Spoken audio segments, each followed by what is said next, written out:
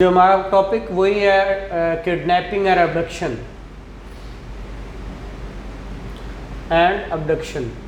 ये सारा का सारा आपने कल भी देखा था, आज इसकी कंटिन्यूस है। कल हमने 365 बी तक इसको देख लिया था, ये टोटल 374 तक चलता है, ठीक है, रेप से पहले तक। कल हमने इसको 3592 ऑनवर्ड देखा 365 बी तक, जिसके अंदर उसने किडनैपिंग, अबडक्शन, अब उसके अंदर हमने वो मोडेस्टी ऑफ वुमेन वाली बात भी की थी कि 354 एंड 354 जो उसके साथ हमने देखा था 354A, ठीक है। आज उससे आगे हम जो है चलते हैं, जो आज इंशाल्लाह ये टॉपिक हमारा जो है कंप्लीट हो जाएगा। ये बज़ाहिर तो आप लोगों को सिर्फ ये समझाने के लिए चीज़ें जो जिनका 365A जो आपने पढ़ा, किडनैपिंग फॉर रैंसम, जो पैसे लेके किडनैप करते हैं, उसका मकसद ये होता है पैसे लेना, ठीक है। तो वो उसके अंदर उसने बताया है। अब आज जो हमारा 366A जो है वो ओमिटेड हो चुका हुआ है। A, procuration of minor girl whoever by any means whatsoever, कोई भी जरिया हो, induces any minor girl under the age of 18 years to go from any place or to do any act with intent that such girl may, or knowing that it is likely that she will be forced or seduced to illicit intercourse with another person, वो खुद करना चाहता है या किसको force किया जाता है किसी और शख्स के साथ नाजायज़ ताल्लुकात बना हो, तो ऐसी सूरत में अगर उसको इंस्टिगेट किया जाता है, उसको उकसाया जाता है, तो उस शख्स को सज़ा कितनी हो सकती है, which may extend to 10 years and shall also liable to fine. 366B, importation of girl from foreign countries, वो बाहर से लड़कियों को इम्पोर्ट करना, पर्पज़ ये हो कि उनको सड्यूस करके उनसे इलिसिट इंटरकोर्स करवाना, उनके लिए क्या, उनको गलत कामों के लिए लेके चलवाना, तो वो 366B है। However import into Pakistan, import बाहर से मंगवाना, from any country outside Pakistan, any girl under the age of 21 years with intent that she may be, or knowing it to be likely that she will be forced or seduced to illicit intercourse with another person, तो उसकी सज़ा extend to 10 years and shall also liable to fine। 367, ये simple सी बातें, बहुत छोटी छोटी बातें, नया सेक्शन, इसकी इंटेंसिटी बढ़ती जा रही है। ये याद तो करने वाली बात है, इनका कोई फार्मूला नहीं है। मैं अगर फार्मूलेज हूँ तो मैं आपको बताता रहता हूँ कि अगर एक ही चीज़ है और वो, ये इनमें से पूछा भी बहुत कम जाता है, लेकिन ये सारे सेक्शंस की मैंने आज तक पर्चा नहीं देखा। शाज़ो नादरी का पर्चा होता है इनका, FIR कोई ऐसा बहुत कम ही, वो बहुत बड़े ग्रोह या गैंग ऐसा पकड़ा जाए जो इंपोर्ट करता हो ऐसी सूरत हाल में, या कोई गर्ल्स को जो उकसाता हो ऐसे कामों पे, ठीक है, वो हाईलाइट केस ऐसे होता ही कोई नहीं, और ऐसा पर्चा भी कोई नहीं हो रहा होता, ठीक है। तो ज़्यादातर जो गर्दिश में है हमारे यहाँ सेक्शन, वो चंद एक हैं, या जिनमें से पेपर आता है वो चंद एक सेक्शंस हैं। वो मैंने आपको 6 टॉपिक्स का जो है इससे पहले पढ़ा चुका हूँ। ये वो चीज़ें हैं जो उसके साथ इंटरकनेक्टेड हैं, वो आप पढ़ना चाहें तो ये इस टॉपिक को पढ़ लें पूरा का पूरा, लेकिन जिसका इसके आगे जो 374 के बाद 75 76 है, उसके बहुत पर्चे हैं। रोज़ आप देखते हो रेप का कोई ना कोई हुआ होता है। अब रेप भी आपके यहाँ वो जिना है, एक बिल जबर होता है, और जो PPC में बिल जबर है, और एक बिल रज़ा होता है, वो आपका उसके अंदर 5779 वाली बात मैं रोज़ करता होता हूँ, आपके हदूद ऑर्डिनेंसेस वाली बात, तो वो आ जाएगा। लेकिन इनके यहाँ बहुत थोड़ा है सही, मतलब आप अगर जाएंगे इसके अंदर 371A-B में, तो इसके बड़े ये प्रोस्टिट्यूशन जो ब्रॉथल हाउसेस चला रहे हैं, जो वहाँ से लेने आते हैं या जो वहाँ से जाते हैं, जो लड़कियों को भेज रहे हैं या जो वहाँ लेने आते हैं, इसका भी बहुत पर्चे होते हैं, ठीक है, ये ब्रॉथल हाउसेस के ख़िलाफ़ भी। तो वो 371A और B है, ठीक है। बाकी चीज़ें फॉर द टाइम बिंग होती होंगी, बहुत कम हैं, लेकिन हैं बहुत शाज़ो नादर, और उनका वो आपके पेपर्स में भी बहुत कम पूछी जाती हैं।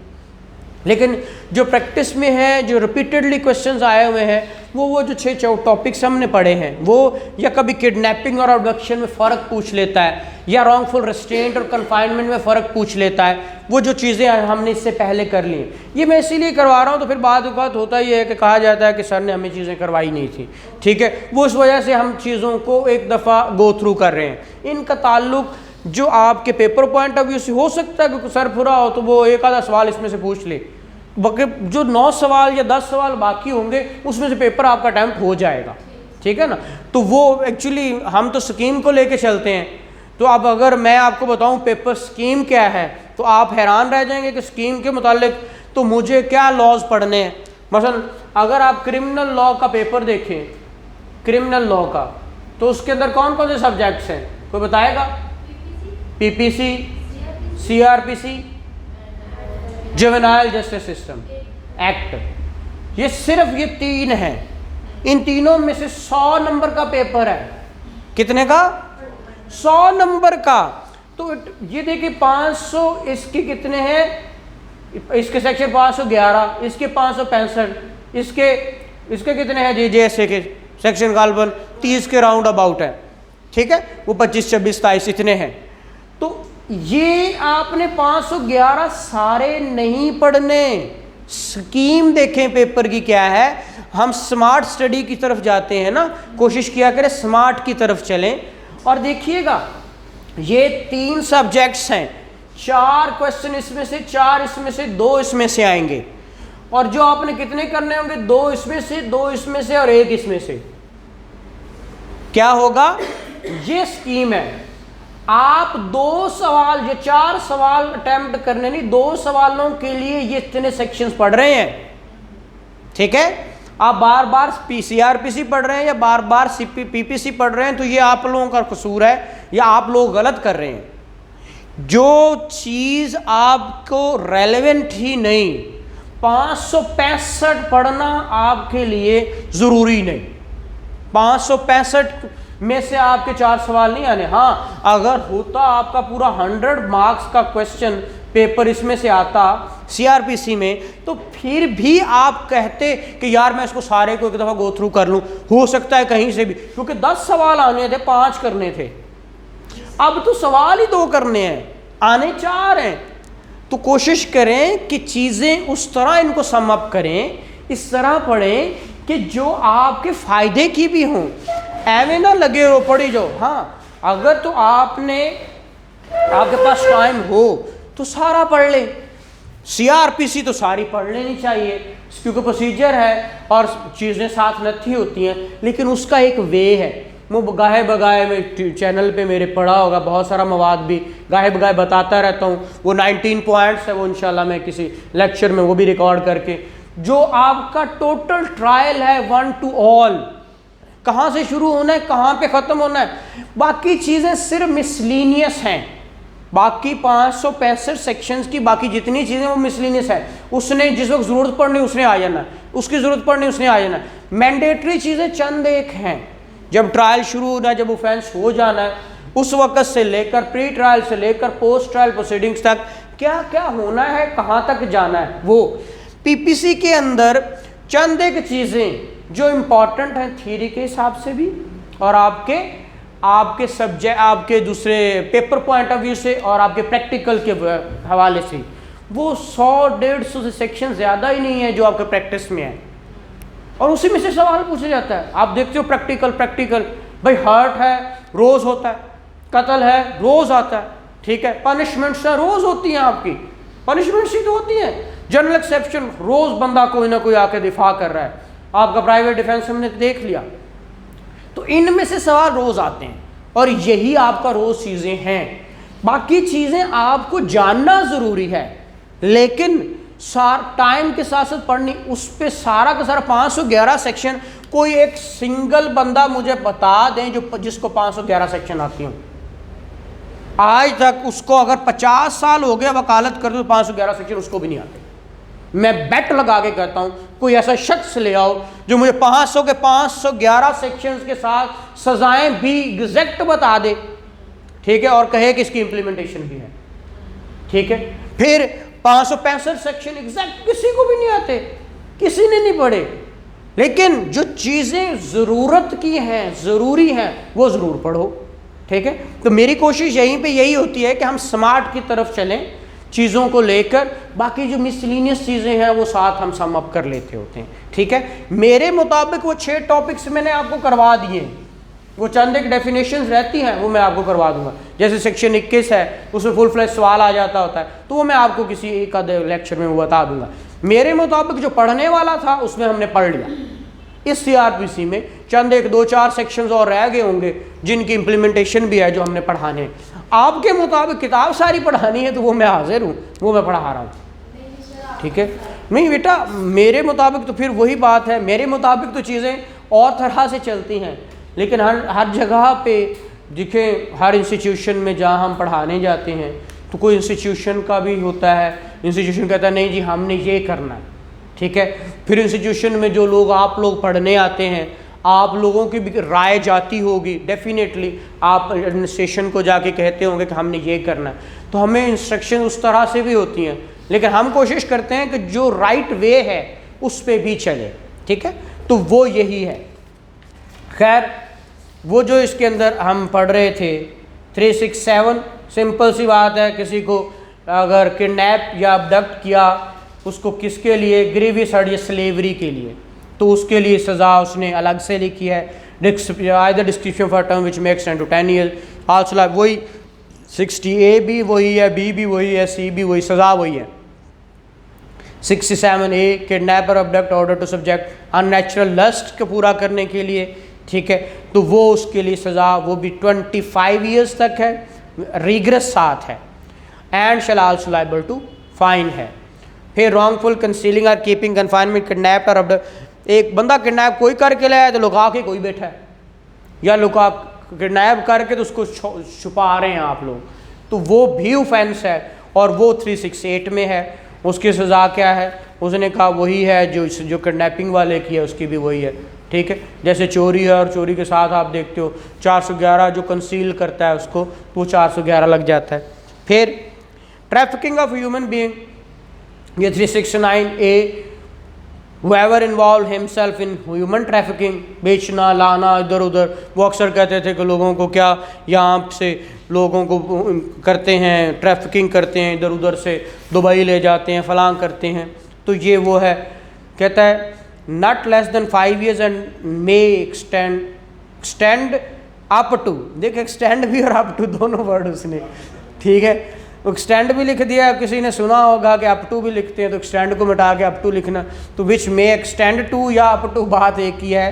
7 years or with fine which shall not less than 500,000 rupees, 5 lakh वाली बात, एंड विच मे एक्सटेंड, वो हो गया। एक्सप्लेनेशन ह्यूमन ट्रैफिकिंग, ये आपका prevention of control of human trafficking ordinance है 2002, तो उसके अंदर इसको क्या किया गया, डिफाइन किया गया। बाइंग और disposing of any person as a slave, गुलामों को ख़रीदना, एज ए गुलाम किसी बंदे को ख़रीदना। whoever import, export, removes, buy, sell or dispose of any person as a slave, receives or detain against his will any person as a slave shall be punished with imprisonment of either description for a term which may extend to 7 years and shall also liable to fine. Habitual dealing in slaves, जिसका काम ही है गुलामों की ख़रीदारी और बेचना, तो उस पीछे तो था ना कि किसी ने गुलाम को बेचा, ख़रीदा, लाया गया। अब एक बंदा है ही हैबिचुअल, तो उसके साथ फिर क्या होगा, which may punish with, shall be punish with imprisonment of for life or imprisonment idle not exceeding 10 years and shall also liable to fine. ये मैंने प्रोस्टिट्यूशन वाली बातें बताई। जो सेल करते हैं, ये ब्रॉथल हाउसेस जितने भी होते हैं, whoever sell, lets to hire or otherwise disposes of any person with intent that such person shall at any time be employed or used for the purpose of prostitution or illicit intercourse with any person for any unlawful and immoral purpose, or knowing it to be likely that such person will at any time be employed or used for any such purpose shall be punished with imprisonment which may extend to 25 years and shall also liable to fine। और यही इसी का vice versa है। अब जो explanation है, when a female is sold, let for hire or otherwise disposed of to a prostitute or to any person who keeps or manage a brothel, the person so disposing of such female shall, until the contrary is proved, be presumed to have disposed of her with intent that she shall be used for the purpose of prostitution। उनको जो देता है उसका मतलब यह है, उसको क्या करता है, उसका पर्पज़ ये कि वो प्रोस्टिट्यूशन के लिए इसको इस्तेमाल करता है। और इसलिए for purpose of this section 371B illicit intercourse means sexual intercourse between persons not united by marriage। ठीक है, मतलब illicit intercourse वो होता है जहाँ पे शादीशुदा लोग नहीं, उनके अलावा जो लोग होते हैं। फिर भी बाइंग, वही एट अ टाइम एक सेल करता है तो दूसरा बाय कर रहा है, हायर कर रहा है, परचेज कर रहा है। कहता है whoever buys, hires or otherwise obtain possession of any person with intent that such person shall at the time be employed or used for prostitution or illicit intercourse। और मेरे से पूछ लें बेटा, हाँ पूछ लें, अगर कोई मायनी तो फिर मोबाइल रख दें, कुछ अच्छा होता है, इससे ये इल मैनर्स में आता होता है। ठीक है, कहता है whoever buys, hires or otherwise obtains possession of any person with intent that such person shall at any time be employed or used for purpose of prostitution or illicit intercourse with any person or for, वही बातें तो उसके 25 साल तक सज़ा है। और उसने कहा वही सेम एक्सप्लेनेशन उधर दी जो यहाँ दी है। और अनलॉफुल कंपल्सरी लेबर, किसी से अनलॉफुली कंपल्सरी, ये अक्सर भट्ठों पे या इस जगह पे ये वाला बड़ा काम होता है। ठीक है, उनको कहा ही जाता है कि तेनों असी क्या है अपने बच्चे भेज यहाँ पे थे तो या तू कर, इन्ने पैसे दिते ने तू नहीं तो तुहाडे ये कर देंगे वो कर देंगे, वो ये ज़्यादातर उस पर ये लगता है। कहता है whoever unlawfully compels any person to labor against the will of that person, उसकी मर्जी के बिना, shall be punished with imprisonment of either description for a term which may extend to 1 year or with fine or with both। Whoever compel a prisoner of war or a protected person to serve in the armed forces of Pakistan shall be punished with imprisonment of either description for a term which may extend to 1 year। ये जो आते थे ना जंगों में जो हो जाते थे, प्रिजनर्स ऑफ वॉर थे, उनको कहना कि तुम सर्व करो, ठीक है, या आर्मी में जाओ, फोर्सली उनको कहना, तो ऐसी सूरत में उनको भी सज़ा है क्योंकि वो प्रोटेक्टेड पर्सन होते हैं। वो उसमें जी 374 तो ये पढ़ रहे हैं, 1 year which may extend to 1 year। बेटा ये 1 year, यहाँ पे 1 year ही आ रही है। कौन से अमेंडमेंट में 5 year है? हाँ भाई 1 year ही, आप लोगों के पास क्या है? 1 year ही है जी, 1 year आप कर लें। In this section impression prisoners of war are protected person, ये section 4 of Geneva convention relative to the treatment of prisoners of war of against August 12, 1949 and Article 4 of Geneva Convention relative to the protection of civilian persons in time of war of the August 12, 1949 ratified by Pakistan on the 2nd June 1951। Pakistan इसका 1951 में जी उसी को 74 के and पे explanation लिखी हुई है, मिली 374 पे एंड पे एक्सप्लेनेशन मिली आपको? नहीं, आप में नहीं है?